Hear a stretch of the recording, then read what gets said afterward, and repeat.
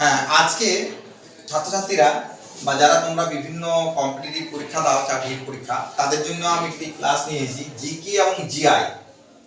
এটা খুব গুরুত্বপূর্ণ। এই ক্লাসে আমাদের যে কোনো ক্লাসের পরীক্ষাতেও তোমাদের সাম্প্রতিক ঘটনাগুলো আসে পরীক্ষায়।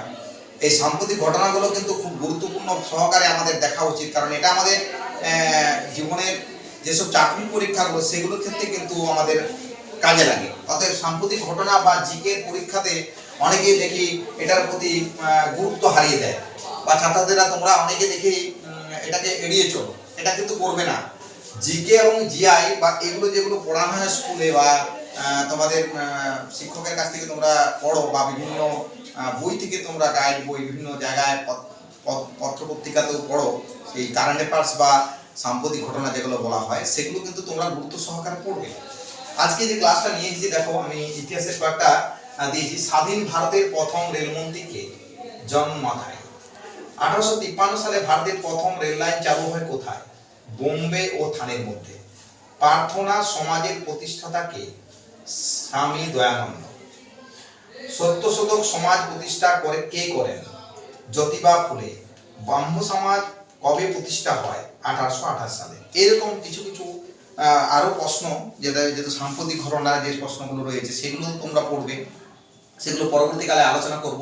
আজকে ইতিহাসের কয়েকটা জিকে আমি আলোচনা করলাম, এগুলো চাকরির পরীক্ষাও কাজে লাগে, স্কুলের পরীক্ষা তো আসে অনেক সময়। আর দুটো জিকে আমি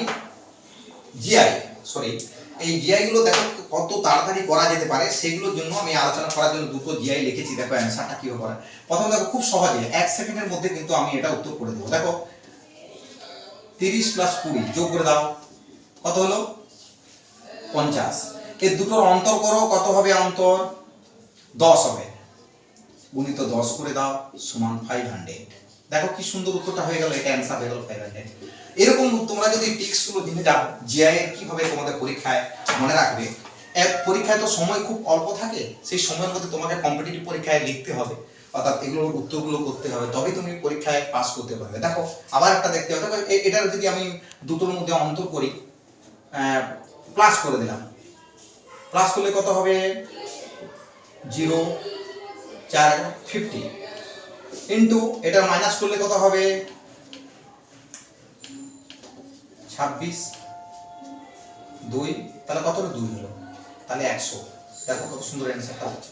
খুব সহজে এই পদ্ধতিগুলোকে যদি তোমরা শিখে যাও, খুব সহজে কিন্তু তোমরা অতি সহজে এটা নির্ণয় করতে পারবে এবং অল্প সময়ের মধ্যে তোমরা যে কোনো প্রশ্নের উত্তর করতে পারবে।